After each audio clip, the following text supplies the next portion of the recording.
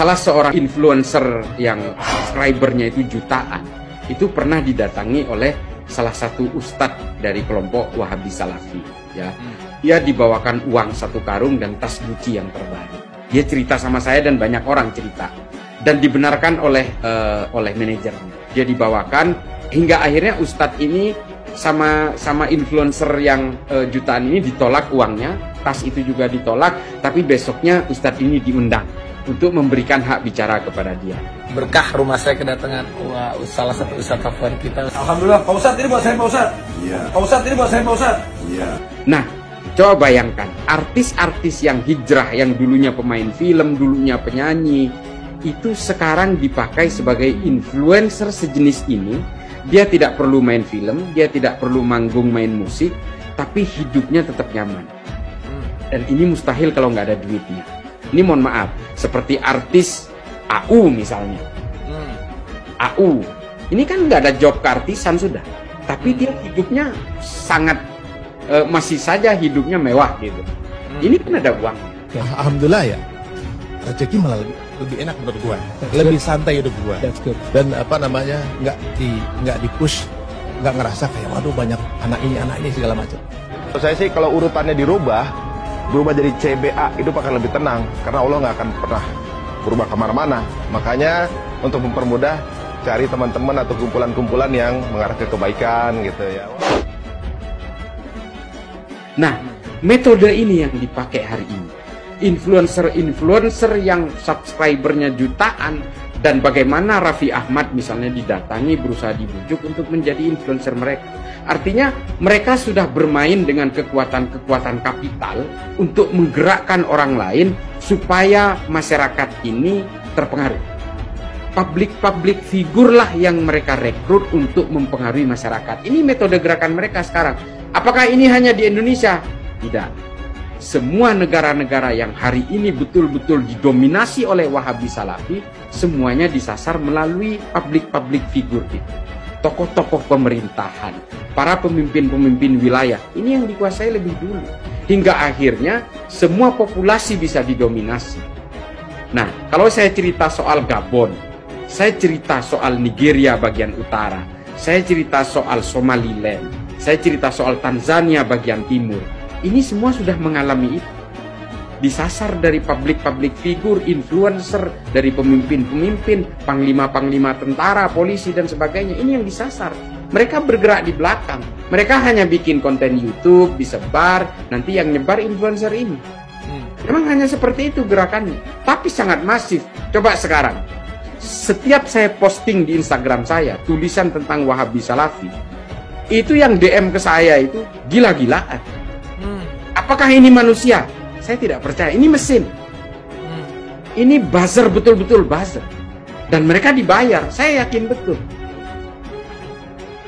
Kalau saya nulis soal Jokowi misalnya, nggak ada yang datang. Paling yang datang ya kelompok-kelompok FPI 212, ya itu aja. Tapi kalau saya berbicara tentang Wahabi Salafi, menceritakan kejelekan-kejelekan mereka, gila, itu yang datang itu betul-betul seperti mesin, Kang Abu. Dan ini terjadi di saya ya.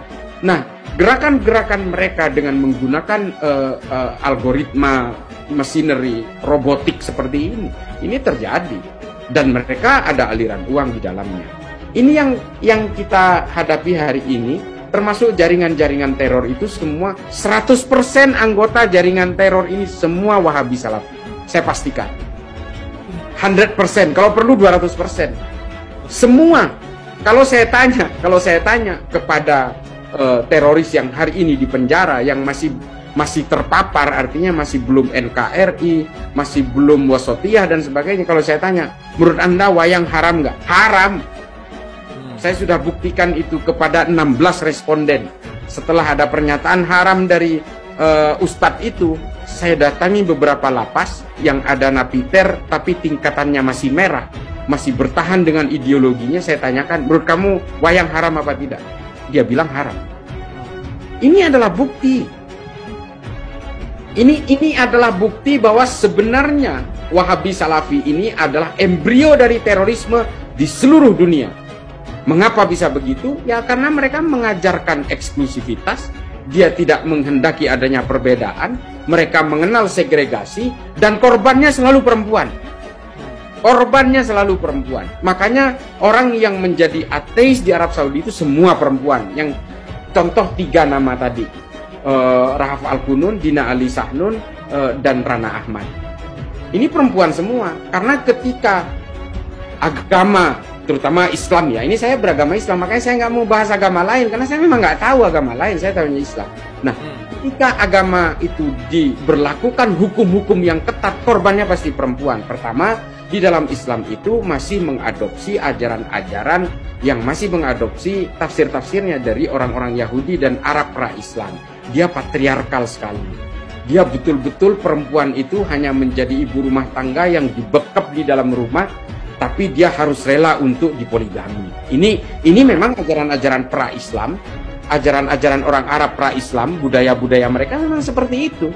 Nah, ini yang dialirkan. Makanya saya pernah nulis di Instagram saya, tafsir-tafsir yang lebih menindas perempuan itu rata-rata memang warisan-warisan abad pertengahan yang dikendalikan oleh kekuatan-kekuatan politik yang tidak mau perempuan menjadi pemimpin. Ini yang menjadi permasalahan kan itu. Hingga akhirnya tafsir-tafsir itu trajektori ke depan hingga hari ini seolah-olah Islam itu patriarkal. Ketika manusia mati dalam keadaan syahid, nanti 72 bidadari sudah menunggu di surga. Ini kan kesannya perempuan nggak boleh dapat kenikmatan di surga gitu. Pernah nggak? Pernah nggak kita dihantarkan tentang kenikmatan perempuan di surga? Semuanya soal pemanjaan terhadap laki-laki. Seolah-olah agama ini hanya untuk kalangan laki-laki. Perempuan harus berbungkus matanya aja yang kelihatan dan sebagainya. Ini mohon maaf, saya silahkan hakimi saya menjadi orang liberal. Saya hanya ingin memposisikan bahwa agama ini untuk semua gender kok. Menjadi laki-laki dan perempuan itu bukan kehendak kita, kehendak Tuhan. Lalu kemudian menjadi perempuan dan laki-laki harus menjadi korban oleh agama. Nggak bisa. Tuhan dan konsep spiritualismenya harus hadir dalam kesetaraan. Mau perempuan, mau laki-laki. Karena menjadi laki-laki dan perempuan bukan kehendak kita, itu kehendak Tuhan. Ini sama dengan konsep kelahiran itu tadi. Kalau saya lahir di Meksiko, saya menjadi Katolik. Karena saya lahir di Madura, saya menjadi Islam. Salah siapa kalau saya lahir di Meksiko menjadi Katolik, saya pasti masuk neraka? Saya salah nggak? Ayo, saya tanya. Maka kemudian hidup dengan tafsir-tafsir ini tidak boleh kita menghakimi orang lain pasti salah. Orang lain pasti masuk neraka. Janganlah, jangan serobot hak-hak Tuhan. Nggak baik. Udahlah, kita hidup beragama ini untuk kita, untuk anak-anak kita, istri kita, dan keluarga kita. Sudahlah. Kita tidak boleh gelisah dengan keimanan orang lain, dengan dosa-dosa orang lain. Kita nggak punya kalkulatornya, bos. Oke, boleh tepuk tangan dong buat Cais. Cais, keren. Nah, untuk surat Al-Kafirun tadi saya baca di chat ya. Konsep kafir di dalam Islam itu ada. Ada. Surat Al-Kafirun itu ya seperti itu. Tapi pernah nggak mendengar kata kafir Yahudi? Kafir Nasrani, tidak pernah. Yang ada melekat kepada kafir Quraisy. Kalau kita baca sejarah-sejarah tarikh, ya, kitab-kitab sejarah Imam Suyuti, Ibnu Mas'udi, Tarikh At-Tabari, Ibnu Katsir, Ibnu Athir, semua setiap melekatkan kata kafir itu pada kafir Quraisy. Ini dalam konteks sejarah. Apakah pernah Nabi melekatkan kata kafir terhadap Nasrani dan Yahudi di Madinah? Tidak pernah. Malah Nabi mengatakan mereka ahlul kitab, mereka adalah orang-orang samawat. Kenapa? Karena mereka bersandar kepada kitab suci dari langit. Samawat itu artinya langit. Nah, kata kafir tidak pernah dilekatkan ke sana. Kenapa? Bagi Islam sendiri kata kafir itu lebih identik dengan polytheism. Orang-orang yang tidak mau percaya bahwa Tuhan itu satu. Ketunggalan, keesaan Tuhan itu. Nah, orang-orang Nasrani, orang-orang Yahudi, oleh Nabi itu tidak dianggap sebagai kafir. Makanya kata kafir tidak melekat kepada mereka, karena mereka dianggap sebagai tauhid, percaya kepada satu Tuhan. Nah, ini adalah konsep di dalam Islam tentang kata kafir itu sendiri. Setiap orang kafir yang berakar kepada agama-agama itu tadi disebut sebagai orang-orang kafir yang tidak mau memerangi orang Islam. Nah, inilah kemudian, nah persoalannya hari ini kita mudah mengkafir-kafirkan. Nah, ini yang nggak boleh. Kata kafir di dalam Islam itu sangat familiar. Di dalam Al-Quran juga ada al-kafirun.